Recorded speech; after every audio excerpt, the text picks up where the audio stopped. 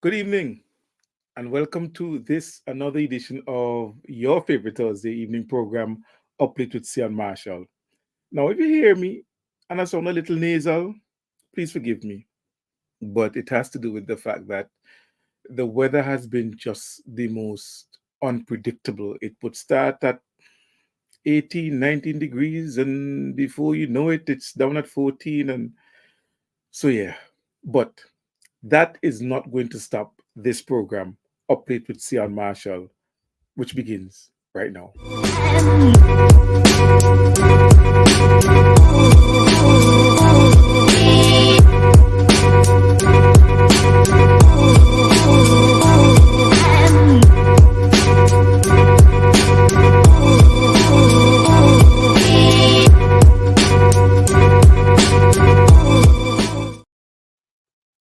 All right. Now, okay, I am not hearing myself, which is strange. 1 second. Let me see what's going on here. My word. Hold on 1 second. Let me see this now. Because I'm not hearing myself and I should be hearing myself. Where is my audio? My apologies. That where are we now? There you go. I should be now. I should be hearing myself. No, I don't think I am. Hold on. Um,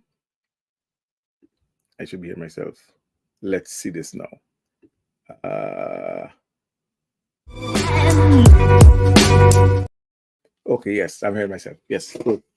All right, so it's a beautiful, Alex. Let me apologize for that, please. It's a beautiful Thursday evening. Thank you so much for joining. Thank you so much for logging on. And as always, I encourage you, if you've logged on, to please take a few seconds and share the live. So I'm going to do that right now. I'm going to share the live on my personal Facebook page. And I'm going to ask you to do the same thing for me. Please, it's your favorite program. You watch it every Thursday night. And I wanted to encourage friends to do it as well. So please share it now. Where are we now? So let's go. I'm going to share it and I'm going to ask you to share it. Upload with Sion Marshall. That's that. That is the program right there. I'm seeing myself. I look so cute. Uh, okay. Yes. And I am 2 seconds from done sharing. All right. So I've shared it and I'm asking you to do the same thing as well. So please, again, forgive me for the sniffling because I would sniffle throughout the program. I'll try and minimize it as much as I can, but please forgive me. Now, this evening, we should be having a very special guest on our program. Our guest should be the Honorable Minister of Housing, Orando Brewster, MP for Central Leeward. The challenge is that he's still in Parliament. So I lined up Minister Brewster for the program, but because of everything, the hurricane and so forth, there is the tabling of the appropriations bill to deal with the cleanup. I just heard the Minister of Finance is being debated right now. Mentioned something about $40 million for this bill, which is in the interim. So that is going on right now in Parliament. They are all there. Hopefully, he's able to run away from Parliament for a couple of minutes and chat with us tonight. I'd really appreciate that. He's never been on the program, and I'd love to have Minister Brewster on the program. But if not, it will be just us, like it was last week. But hopefully, the good minister is able to step away from the debate for a few minutes and join us here, and we chat a little bit about the whole assessment of the damage from Hurricane Beryl in St. Vincent and the Grenadines and where the government is going regarding the whole reconstruction of people's lives, as it were, from the damage, as a result of the damage that occurred from Hurricane Beryl. So just bear with us a little bit. Once he's able to do it, he'll let me know, and he will join us, and we should have a fantastic discussion with Minister Brewster on this evening's program. Sorry. Now, before I get into the meat of it, though, can I talk cricket for a few seconds, please? Can I? So, so the second test, uh, the second test started today at Trent Bridge in Nottingham, and West Indies couldn't have asked for a better start. 1 wicket, 0 runs. And I thought, yeah, boy, West Indies coming back after that humiliation in the first test. I was wrong. I was wrong. England started to score at over 5 runs over. In the first 10 overs or less, England was 50 something runs for 1 wicket. They actually closed the day at about 400 runs all out. Our bowlers didn't do well at all on the first day. They were wayward. I mean, could you imagine 400 runs in the one 90 overs? I mean, you see the kind of T20 type cricket England was playing today, and clearly England's strategy is bad beat them, just take the upper hand, take the ascendancy, just dominate them, score, make 400 runs, and then tomorrow try and scuttle them out for next to nothing. And my worry is that tomorrow our batsmen would not have the temperament, the discipline. That's my fear. They would not have the temperament and the discipline to just take the time, settle in, and make some runs. I do not have a problem with England getting a first innings lead over West Indies. If the guys settle and make 300 plus runs, I don't have a problem with that. But you see, if we play the kind of cricket we played in the first test match, where we've been skittled out for 120 runs, that is where I'm going to have a problem. That is where I'm going to have a problem. So I look forward to tomorrow. I watched some of the match today. I'm going to follow the match tomorrow as well. And I wish the boys all the best tomorrow. Come out, please. Exercise some discipline. The opening batsman, Athanaze Bradwit, just guys, please, just please. Give me some discipline tomorrow. Let me see some maturity on display tomorrow. I could be okay. All right. Let me say good night to those logged on. Rochelle, Phyllis, Cindy. Hey, James, my buddy. James Phineas from Bonaire. Hi, James. How are you? Good to see you logging on, my brother. Give my regards as well to Davika. And listen, never forget that St. Vincent and Grenadines and Sion Marshall is with the people of Bonaire in their struggle to be relisted as on the list of self-governing territories. I think that's the term within the United Nations. So we're here with you, my brother. So please just keep the fight, keep the struggle, because nothing is going to be achieved without struggle. All right, so we've talked cricket. I big up my boy James, and as I said, once you come on, please, I encourage you, share the live so that more people can join the program. And hopefully we should have Cindy, who's your mommy again? Cindy James, remind me. So I can pick up your mommy. Oh, by the way, I got news for those of you from Chateaubelair,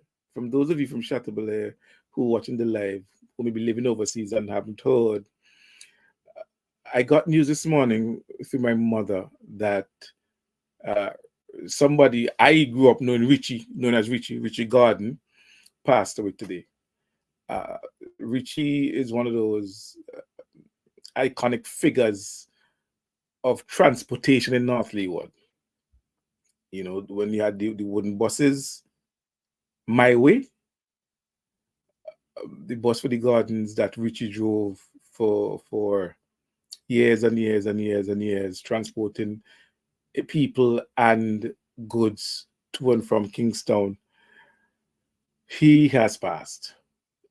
So condolences to his wife Babsy, as she's known, his children, and he has two daughters and a son. You know, well, yeah, two daughters and a son. Um, it must be tough losing a loved one, and he died based on what the news I got. He died in sudden circumstances, and so condolences to Babsy, to the family, to his parents. His parents, well, it's a lot of nice parents. Babsy's parents are alive. My lord, what talking? His brother Mac Garden, and the whole family. Yeah, condolences to the family on the passing of Richie Garden there in Chateaubriand. All right. Cindy, I still waiting for you to tell me him. Give me a mommy name, no man. Because and don't vex with me and blame me because it slipped me. Right. So please remind me. All right. Okay.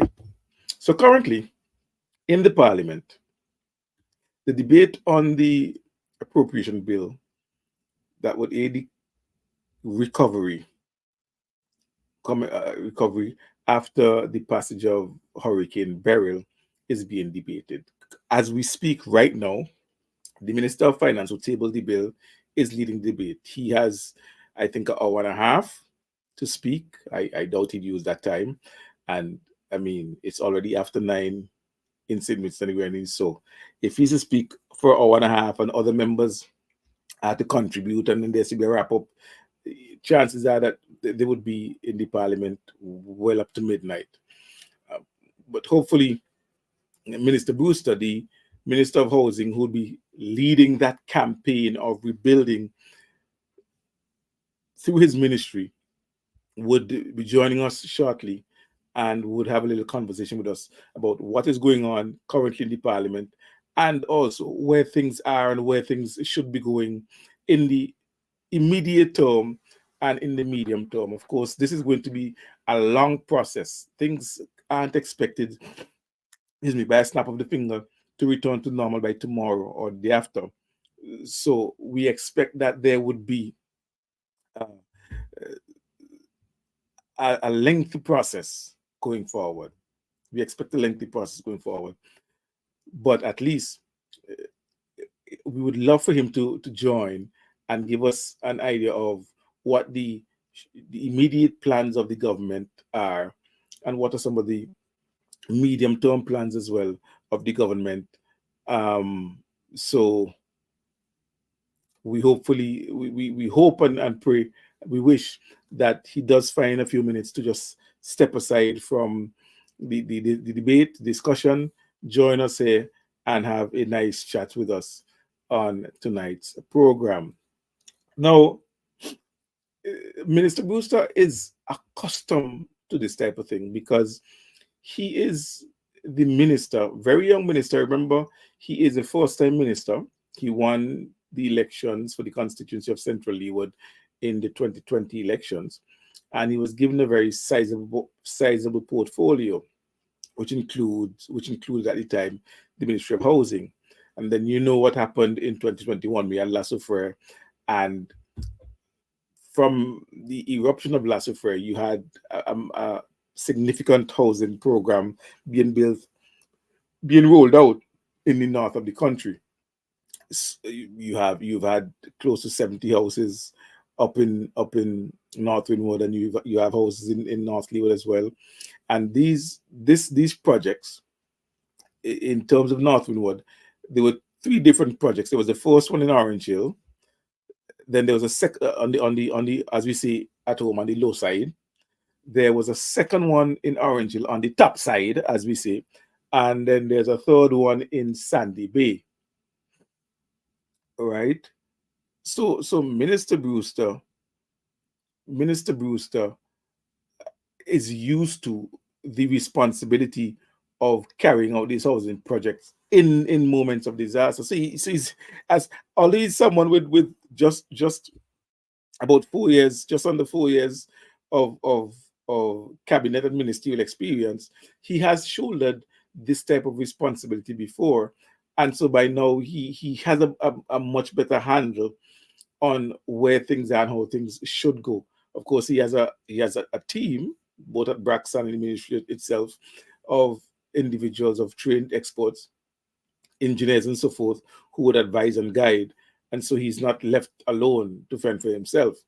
But without doubt, his leadership has come to the fore in the last couple of years in terms of housing and the work he has had to do in recovery coming out of the volcanic eruption. And so he is going to be in the forefront of that rebuilding process, and a much bigger project now, because you have, as Comrade Snag made the point, you have almost all of Union to deal with. You have a significant part of Myro, a significant part of Canawan. You have good damage in the mainland as well. So there is a lot of work for the minister to shoulder, and no doubt he would take on that role and that responsibility with the same level of assertiveness that he did even as a younger minister coming out of the volcanic eruptions. Now, it is worth mentioning that. Let me just do something here. Uh, Give me a second. It is worth mentioning here that just within the week, there was a cabinet reshuffle, and Minister Bruce was one of the ministers impacted. But I think he's joining us now. So, ladies and gentlemen, without any further ado, I really appreciate the fact that the minister is stepping away. Minister Brewster, good evening, and I see you guys having a marathon this evening, man. Good evening. Good evening, Mr. Marshall. Thank you for having me this evening. And yes, we're in the House of Parliament. It seems like this is going to be a long night, probably into the morning. I'm hopeful but it's the work of the people. It's in a very critical time, and we have to make sure that we get this appropriation bill passed this evening. So I just stepped out just for a few minutes so that we can have a And I really conversation. appreciate that. I really appreciate that. Now, Minister, just you talked about the appropriation bill. So just briefly give the viewers an idea of what this whole appropriation bill is about. Well, the appropriation bill that is before the House this evening is an appropriation bill in the amount of $136 million dollars. Thereof, it is money that is needed urgently, but we have to um, make sure that we align ourselves with the laws. So we have to come to the House to have it passed here so that we can start with. You heard the Prime Minister spoke about the three R's: the relief, the recovery, and the reconstruction. So it is very vital, especially for those who suffered because of the passage of Hurricane Beryl. And the appropriation bill would have different um, allocations to different ministries, especially those ministries that were critically affected. For example, we would have allocation to housing, we would have allocation to transport and works. And this money is needed to get some sense of some folks back to some sense of normalcy as it relates to whether it's fixing houses. This money would help with the cleanup. This money would help with income support. So within this appropriation bill, it is very timely and it is very important for us to get this done, because there are a lot of folks who are depending on this money to be passed, this appropriation bill to be passed, so that they can get some sense of normalcy. I don't want to say everything would be back to picture perfect, but some sense of normalcy would come out of this bill this evening. Minister, no, I just have to do this. And if you'd excuse me and forgive me, please, but Comrade, you've had a bit of a baptism of fire since your election Uh, to office. You were elected in November of 2020, that which was in the height of the COVID, and we know the integral role the Ministry of National Mobilization played, Absolutely. love boxes and all that, and of course in Mhm. coordination with the Ministry of Agriculture and so forth. But before that was even done, you had Sufri, and so now that activated housing, and still national mobilization, because national mobilization had to take care of these a lot of these families that were displaced. So you were housing them while you were building their houses as part of the Ministry of Housing, and now you have Hurricane Beryl.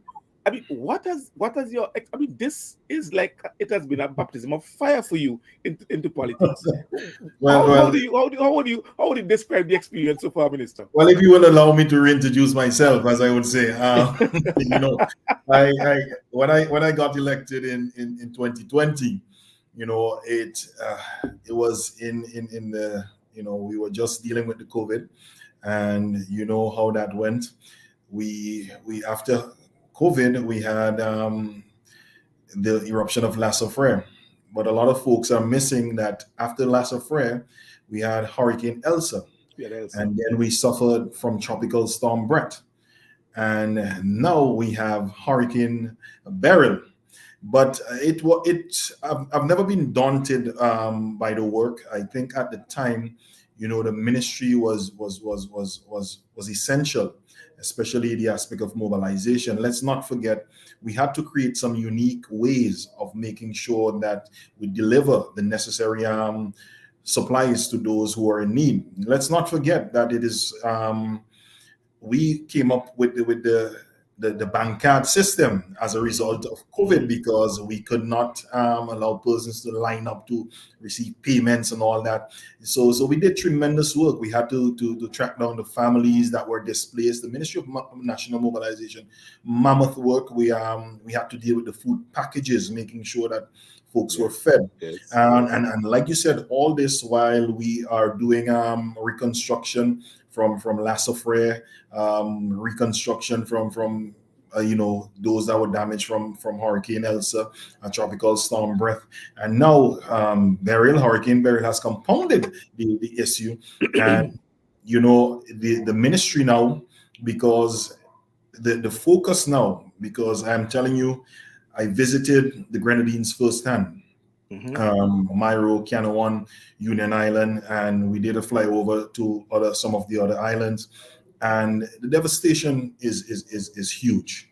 And the sector that was affected most is the housing sector, and there must be a clear and focused path as to how we are going to proceed with the relief, the recovery, and the reconstruction.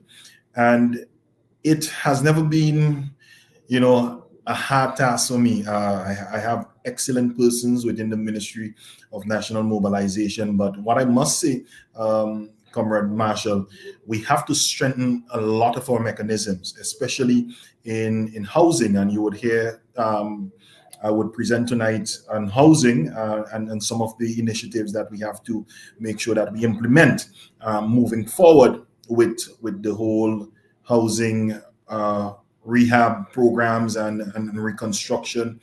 And let's not forget, we are talking about the entire nation of St. Vincent and the Grenadines affected, not just the Grenadines, but the mainland as well suffered tremendously in terms of damage from Hurricane Beryl. So it was not a baptism by fire, but it was a lot of work in a short space of time. But I'm happy that I was able to make an impact, whether it's from the aspect of national mobilization, social protection, social development, or now I'm continuing in housing with youth and sports as well in that portfolio, in the new portfolio. Now, as you mentioned that, Minister, there has been a reshuffle, so you're no longer Minister of National Mobilization. But it's interesting though that your you can have your ministry split in two, and one half becomes a whole new ministry for somebody else. Well, you It know, showed it. my good friend Roosevelt Skerritt, Prime Minister of Dominica. Uh, I remember when we met. I think it was last year, June, uh, and they introduced my portfolio. He told the chairperson, "Why don't you just say Minister of Everything?" You I know. mean, it does show really. I mean, I know your person of faith, and so clearly Mhm. this whole idea that he called the youth because they're young and strong was Absolutely. exemplified because trust me, they put a serious weight on their shoulder with national mobilization, gender, Mhm. and all those things as well as housing. But now that has been that aspect because of the reshuffle is now with Senator Kisal Peters, and Mhm. housing, youth, and sports. Is it? Yes, housing, informal settlement, youth, and sports. I know from that video that went viral where you tried to pass that ball and it scored. You really feel you're a sportsman, but I should have had that video. Well, I must tell you this. There's certainly a buzz of excitement about sports being one of the additions to my new portfolio. Um, as a matter of fact, I was summoned today in while I was in Parliament that we need you up in Maracay. We have an opening ceremony for a tournament up there. And I said it has only been 2 days. She said, and my sister come right from Maracay. She said, I don't give it half a day. We want you to come up. I said, well, I'll make the time and I'll make sure be there. See, and as you know, I'm a sportsman at heart. I represented this Yes, country yes, yes. at the national level, and sports is in my DNA. I always say that, and I have always been an advocate for young people across this country, and I'm a sterling example of of being a positive young person, growing up with the right guidance, and it took a community to raise me. As you know, I am not shy about telling folks from where I came, Yes, yes, which absolutely. is Tisha Road, which I And they love love there. you, and they love you, they love you. And I've stayed there with my people. I'm still living in the same house that I was born in, that I was raised in. I'm still there, and it's an exciting time. I must say, even though with all the work that is needed in housing, it would be an exciting time for the young people, and an exciting time for sports as well in St. Vincent and the Grenadines, because I want to take this mandate going forward very seriously. There are a few things that I've identified already. I'm already working, I especially in expect that. sports that we need to tweak, that we need to upgrade on, and I would have coming up soon the relevant meeting with the relevant persons in the different the departments of the Ministry of Housing, and so I would have meetings. I want to schedule meetings so that we can upgrade what we have.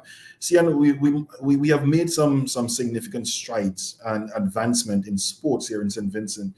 Look, we have four of our youngsters going off to the Paris Olympics Yes, yes. very soon. We have our 800 meter specialists, male and female, Shafika Maloney and Handel Roban. And we also have our swimmers, Kines and Alex Joachim, I must say, they're also going off to do the 50-meter freestyle. So, I'm always of the opinion that young people can do well once they set their mind to certain goals. Absolutely. And I am going to make sure that I push not only in the area of housing, which is the major need now, which is where there should be laser focus, but also making sure that youth and sports gets the necessary attention that they deserve. Now, let's talk a little bit about housing because I know I have to let you go just now. But what exactly can you give the listeners any idea of the government's plans in the immediate term? I know, for example, in the north, when we had after the volcanic eruptions, we Mhm. had some homes coming from Trinidad, which was the first set. Then we had two other sets that were Guyana, built from from Guyana, scratch from us. from No, Guyana. those one Trinidad, the first set, that about three families. Orange Hill came from Trinidad, the Sai Yes, Baba Foundation. right, from But we Trinidad, have the right. Guyanese And then ones we have the Guyanese ones in as well. Cumberland. Yes. What is that? Is that the type of model that the government would be using in Union Island, or Mhm. are we going for more the traditional brick and mortar type housing in Union Island? Well, I must say, Sian, that the dynamics of the devastation, they're vast. We have persons who had regular sized homes that would fit within the criteria as to what we build from housing, the HLDC model. While on the other hand, we would have persons with large structures, 5, 6 bedroom houses, double floors, first floor, second floor. So it is the dynamics of the devastation, they are very vast. And we have to make sure that from the get-go that we do detailed assessments. This thing is not going to be a quick fix. This thing, we would have to engage a lot of the homeowners. We would have to engage a lot of the financial institutions. And I must say, a very limited amount of persons, unfortunately, from our research and our assessment thus far, have their houses insured. And, they're going to be relying on the government to make sure that they get some necessary help due to them circumstances as to the aftermath of Hurricane Beryl. And we have to set up the necessary structures because, as you hear the Prime Minister always say, in order to perform a function, we have to set up the necessary structures. So we have already started. We are increasing our building assessors. We are taking in more clerks within the Department of Housing. We are bringing in more porters, more forklift persons. And we have to do this from a decentralized approach. For all the years we've been doing it, we did it from basically 2 main warehouses, Annisville and Camden Park. But now, because of the magnitude, we have to take a decentralized approach as to how we deal with the reconstruction efforts. But within the mix, we will have our, we have done this before in 2010, 2013, our no-income homes where we build after disasters. And I'm sure you heard recently that the Prime Minister mentioned that many of the houses that we built after disasters, they would be getting their deeds free of cost. And now, now it's more work for me because now I have to add more to the lot as it relates to giving out more deeds and more titles of home ownership. But Sian, I must also say that we have to take, coming up very soon, a different approach as it relates to how we build from the housing. I don't want to let the cat out of the bag, but there would be a model that we are going to erect, and we are going to see. We did duplexes in Lomans. I don't want to let it out of the bag, but we're going to do something that is going to advance the duplex as a multi-dwelling kind of home. So we are looking forward to seeing how that would work, especially in with all we are dealing with the devastation.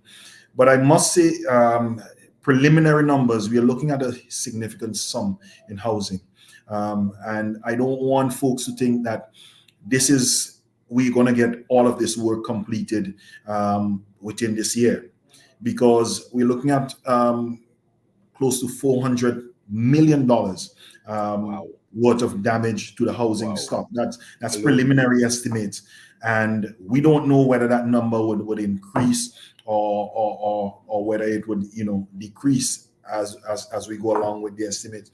Let me just tell you this. But Minister, if I may, history has shown that it will increase it, It because will increase. when we after the initial assessment after Eruption of last spring. eruption, where we thought that some roofs may just want some galvanized change and so on, and then when you really go into a deep dive assessment, you realize that the damage was so much worse. So the chance of it decreasing slim to nil. Very unlikely. Very unlikely.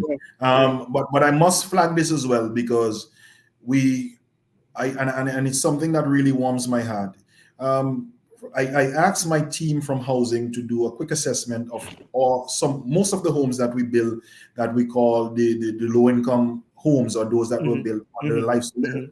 And I'm happy to report that I've received no reports as to those houses that we built, even those that came from Guyana, which they had the fanfare and the buzz about whether they can withstand.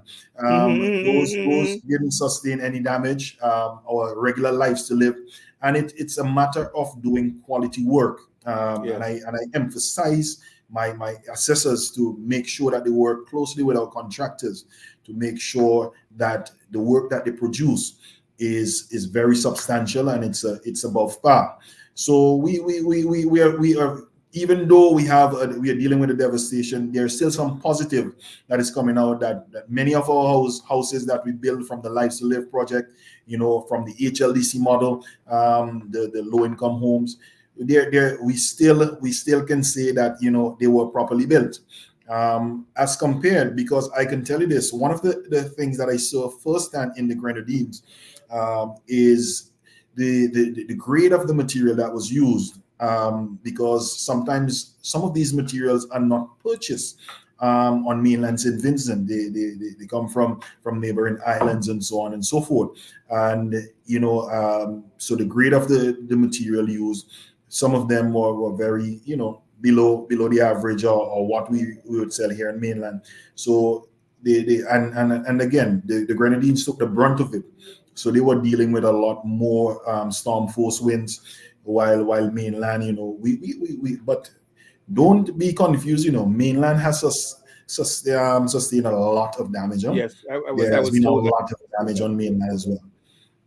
Now, But Minister. we have already started. I should tell you, with some of the minor repairs. But Okay. one of the things that I have to flag, Sion, is that some folks could not wait, and they went and tapped back, put back some of the old galvanized and so on. But we want them to come out and tell us, listen, we want to put this back as a temporary, but yes, we were affected, we were damaged, and the Ministry of Housing, we will do the necessary and make sure that they are incorporated in the whole aspect of the renovation and repairs and reconstruction. Give us a sense of the level of assistance the government is prepared to offer homeowners who are affected, Minister. Because I'm sure different homeowners may require different levels of assistance. But Absolutely. is the government willing to meet all of those homeowners 100% of their needs, or is there a particular cutoff or limit to which the government is willing to go? Well, because this is a moving scenario, or rolling scenario, we have pledged from the government that we want to meet with all of the homeowners that were affected and whose properties they were not insured or not covered from a financial institution. Now, you don't expect us, if you have a big 6 bedroom house, that we have to bill you another big 6 bedroom house. But we are willing to extend the olive branch as much as we can to meet you, at a reasonable point, that we can both agree on. And this thing would mean that we have to have a conversation with a lot of the homeowners, as to what we can do from the government side, and what are some of their inputs as well. But we do not want to put most of the pressure on the homeowners, because we know that they've went through a horrific event, and we are going to try to make this process as smooth and as seamless as possible. And we know that we cannot get it solved in 7 days. And this thing would require a patience, a calm, and making sure that we capture all of the persons that were affected, and making sure that we do our best to at least appease and help them the best way we can. So there are some who lost structures. Like, for example, in Glen, we had about 28 persons in an informal settlement that lost everything. So basically, we are talking about persons who do not know where to start to rebuild. So in cases like those, we have done this before, where we would go in and we would give them, the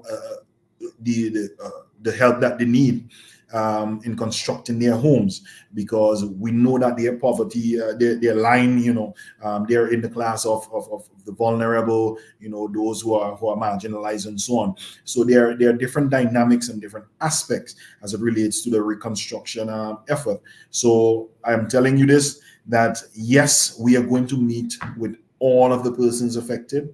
And we are going to make sure that we work out all of the scenarios, get the financial institutions involved, get the insurance companies involved. What are they willing to do? How far are they willing to go?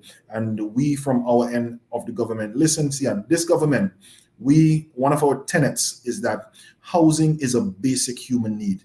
And we have done it before in 2010. We Yes, did it in yes. 2013. After every natural disaster, we have made sure that we put out our best foot in helping persons get back to some sense of normalcy and return to lives and livelihood. I am not even talking about the support system that has already been in place. I'm no longer the Minister of National Mobilization, but as we speak, I'm aware that national mobilization has already ramped up their efforts to finding folks who are displaced, who are staying in private homes, where we can deliver food packages and care packages to them. As a matter of fact, today we met with Cindy McCain, who is the director of WFP, who came and had a meeting with us, met us here at That's John Parliament. McCain. That's former Senator Yeah, John the McCain. widow John of John McCain daughter. McCain. Yes, Okay. the widow of John McCain, Okay. The widow. and Okay. they're ready to come on board to extend more, to see where they can help us. So we're looking forward to soon cash transfers like we did in Lassafre, where those who are affected. But see, and I must flag this. One of the problems that we are having is that many of the folks, they lost all forms of ID. And it is Yes. very Yes. difficult Yes. for us to identify them. Well, not so much difficult, but because we have persons from the different areas and different islands and so on in the Grenadines who can identify. We put that mechanism in place. But the Right. government has also said to them, listen, we are going to make sure that you get back your ID, your passport, whatever, free of cost. Right. And I always say, when it comes to the Unity Labour Party government, we are a party of good governance. We're a party filled with love and with care. And we always say, listen, when you are down and when you are down on your luck, we want to be there. We want to be a shoulder that you can lean on as we help you to rebuild and get back to some sense of normalcy. And the record of the government is there, Minister, and that's not being biased. That's not in any way trying to push any particular narrative. That's just the fact. The record of the government in terms of working with individuals to restore their lives, their livelihoods after disaster, whether it's a man-made disaster such as a fire or what Or have you, natural. or a natural one. The government Mhm. is, as a matter of fact, I get the sense that, and I'm going to ask you about this before you go. I get the sense that people expect it. So while I was there, I told me in the office of the prime minister, you would hear things like somebody may have been the victim of a fire, Mhm. and I'll be out in the communities, and somebody might come to me and say, since me house burned down, nobody ain't Mhm. come to me, nobody ain't saying nothing, Mhm. and I ask myself, But there are what do you mean? mechanisms But, in no, but, place no, for but, no, that. but what do you mean when you say nobody reach out to you, nobody ain't said nothing? I mean, what is the expectation here? But the track record of the government is such Yes. that individuals expect it. Mhm. And we've done it, as you said, the government has done it in 2010, the government has 2013, done it in 2013, they did it 2021. after volcano, and so naturally, now that Mhm. there's a disaster on the scale like this, the expectation is going to be there. Are you, from going around and meeting individual, are you getting that sense of expectation, almost to the point of, and I don't want to sound any kind of how, but I'm going to use the word entitlement from Mhm. individuals, that what is the government doing? When are they going to come, and when are they going to get my life back together? Well. It has I use the become word entitlement. You don't have to use the word entitlement. I used it. like I said, it has become one of our pillars here within the Unity Labour Party government. So there is that sense that persons will know that anytime that there is a catastrophic event, that they can depend on this Unity Labour Party government to meet their needs, whether it's through income support, whether it's through in-kind support, whether it's through rebuilding, reconstruction, repairs. We have set a precedence that after any natural or man-made disaster, as you said shortly a short while ago, we have been there for the people of St. Vincent and the Grenadines. We have been there through thick, through thin. And we are a small island. We have limited resources. But I don't know if you've been paying close attention. The Prime Minister has already indicated that within the next few days, he knows that he would have to go and put on his strap up his shoe and go out because he our Prime Minister, I must say, has brought significant development and has created a lot of networks and connections on the regional scene, on the international scene, and he has a lot of friends. And I'm not surprised that the outpouring of love and support from the regional communities, the international communities, even the international organizations, the local organization, the regional organization. There's been a tremendous outpouring of love and support. And see, and I must say that we cannot do this thing without unity and solidarity. And I would emphasize that because if Mary Jane is affected, and we are dealing with Mary Jane today, and John Jones, who lives just 20 feet from her, we have not dealt with her yet. We want them to be in unity and know that, listen, when we are finished with Mary Jane, we're coming to you, John Jones. So you're going to get your issue dealt with as well. And that is one of the things that I would urge persons in this time of when we are dealing with the aftermath of Hurricane Beryl, that we need to be unified in our approach, and there, we must take this one step at a time. It's one thing to rebuild, but to rebuild better and stronger is a whole nother thing, and it takes time, and it would take a mammoth effort to make sure that we dot our I's and cross our T's. As I said to my staff at housing, I do not want to let perfection become the enemy of the greater good, because sometimes we can get too bureaucratic with it, and Yes. it could prolong the process. And we have to bear in mind that there are persons in shelters. We have school that will be reopening soon, and that is one of the areas that we plan to start, because we want to clear the shelters so that they can be repaired in time for school, and that folks can be back in their homes, and the shelter would naturally be repaired and be ready in time for school. And as you heard, there are many of the government infrastructures that were damaged on mainland and in the Grenadine Islands. And Braxa is already on top of that. And we are working with Braxa because Braxa is doing the cleanup effort. And there are a lot of the structures here that are compromised, that may have to be pulled down, and we are using the same level 1, 2, 3, and 4 to assess the magnitude of the damage. So we have to work closely with all of the state agencies in order to accomplish this. And this is why I emphasize that we must have unity and solidarity, because it's a lot of moving parts, because it's a lot of interconnectivity between Braxa and housing, between housing and Nemo, because you would have persons reporting to Nemo, while some may report to transport and work, some may come to housing, and we have to make sure that we capture all of the data, make sure that we scrutinize the data, and make sure that we assess the data properly as well. So we have a lot of work to do, but we have already started, and that's a good thing. As a matter of fact, our first shipment from Tankwell landed yesterday, so wow. there are materials in Ireland.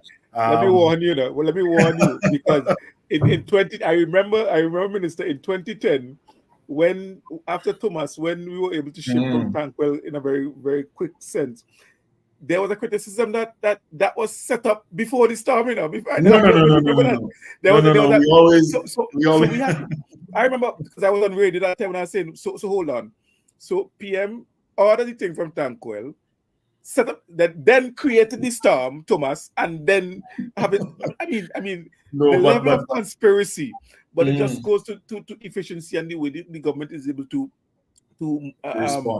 respond exactly, and have things mobilized in a very quick quick and timely manner. Well. As I said, we purchase from locally, from local suppliers as well, and we are stocked, and we are ready to roll. The Grenadines, they've been doing their work. And Canawan, for example, the cleanup is in the advanced stage, I can say. In Myro, we have an entity that we're working with, YAM, which is Youth on a Mission. And, they've been providing us with excellent info, excellent details as to integrate details about the damage, how many houses, because I can tell you off top, there's 69 houses, wall structures in Myro that were severely damaged. We took into consideration the clinic, and we have a lot of info that is coming in, and that is why we have to work with all entities, the NGOs, civil societies, even in my constituency here, the Bookament Bay CDRT team. Yes, they went out and helped with the assessment of the Bookament Bay area, which put less of a strain on housing to go out and do the initial assessment. All they had to do was go now and check with the homeowners. They knew exactly where they were going, so they just went in, and that was a smooth process. So I urge all stakeholders to join us and help us as we carry out this mandate to rebuild much better and much stronger. Well, I heard some of that response to a question asked by the member for South Leeward. So I got some of that response there. But Minister, yes. I've had you for a very long time. I know you have to go back to the debate. But listen, promise me that at another time we will come back and we would sit down and have a nice casual discussion. I know, listen, remember now, one of the biggest street beats, sorry, not one of, the biggest street beat ever was at Tisha Road. Yes, right? yes. Biggest street meet ever. It became a political rally, and then that fantastic program we had down at Chomoka as well, when we were also looking at the rebuilding after Sufri. So you and I have had a good chemistry on programs. Absolutely. So when this is settled and we have the rebuilding work in full swing, come back and join us and let's talk a bit about it and where the progress is. Not a problem, and I must thank Cian before I go. My constituency of Central Leeward, I always thank them dearly for electing me and putting me in this position. And like I said, I'm a man of great faith, FAITH. Yes. But faith without works is dead. So now Absolutely. I have to do the work. But they had great faith in me, and I'm executing the work. And I'm very thankful and grateful for this opportunity where I can serve my country, St. Vincent and the Grenadines, and where I can serve my constituency as well, Central Leeward. And I must give kudos to all those who came before me. So Louis, Maxi, they have been very helpful in this process, in guiding the process, in supporting me as a new and a young minister, and that is important. The guidance, and I always depend on them because the great book said that ask and it shall be given unto you, seek and you shall find. And there are going to become times when you're in a tight situation that you would have to ask and that you would have to seek. But again, I'm really excited about the work that is about to come. I'm not daunted by the task. I'm no stranger to hard work, and I'm ready to take this full on. The Prime Minister has put a huge mandate as it pertains to housing for the next year and a half, 2 years. I can't give you a tentative timeline as to how long this rebuilding process will be, but I know for sure that I'm going to put my best foot forward, and I'm going to serve my country to the best of my ability, and continue to, like the apostle said, it's one thing I don't want to leave behind. That's an unfinished. Well, I'll tell you this. The constituents have put a lot of faith in you. That has unfortunately created a serious fear of you by the NDP. So much so that they can't find nobody. But that's another story. That's a different program. Yeah, we were talking about that one. But it was good Zian, thank you very much for joining. I really appreciate you reaching out. And I'm happy. Thank you so much. I really appreciate it. I needed to get a sense for the listeners, for the viewers of this program, as to where the housing, the focus of the housing aspect of the recovery would be, and who better to talk to than the Minister of Housing himself. So thank you so much, Really appreciate the time. All right. You're welcome. I will monitor as much as I can until I fall asleep. But Not as a you problem. suspect, it's almost 3 a.m. here. So Oh boy. Well, you know, yeah. we're accustomed to work. It's 3 a.m. for you. I might go to 3 a.m. myself, Well, but that's not exactly, a problem. exactly. All right, buddy. Have a good one. All right. Take care. Take Have a care. good Have a one. good one. All right. That was the Minister of Housing, the Honorable Orando Brewster, joining us this evening, staying up late with Sion Marshall. And I trust that. Hey, take a good night. I saw you, but I didn't want to um, interrupt the discussion that I was having with Comrade Brewster. But yeah, excuse me. Um, the we appreciate the discussion with the minister, who gave us a good idea of where things are. I mean, I mentioned 40 million, but I guess 40 million that the minister was talking about, and I'm speaking about the minister of finance, had to do with the cleaning up aspect of it. I think Brax had gotten 22 million and so on and so forth. But you heard the figure that the minister of housing talked about.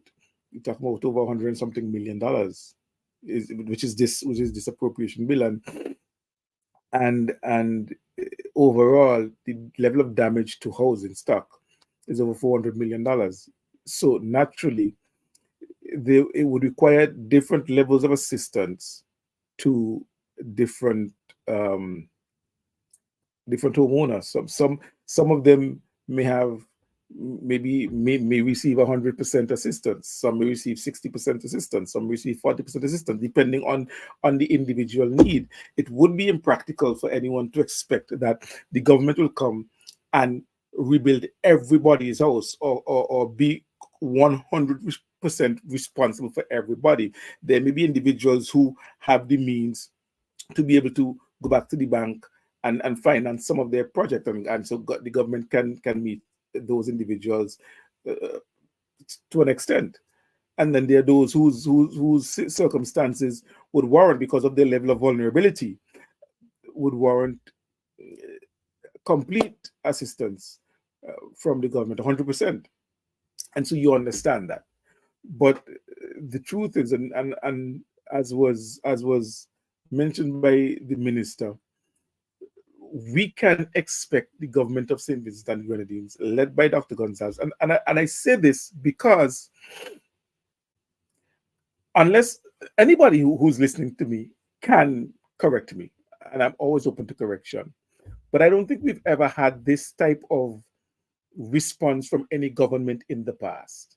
And when I say any government, I'm not just speaking of the immediate past NDP government of 17 years. I'm talking about the Cato government of 5 years post independence, and any other um, government pre-independence, even as we had some level of local self governance. I don't know of any government that has embarked or engaged in this type of response, social response, to individuals losing their homes, losing their properties. So when I say this government, I'm speaking in a manner that will suggest to you that this is something that,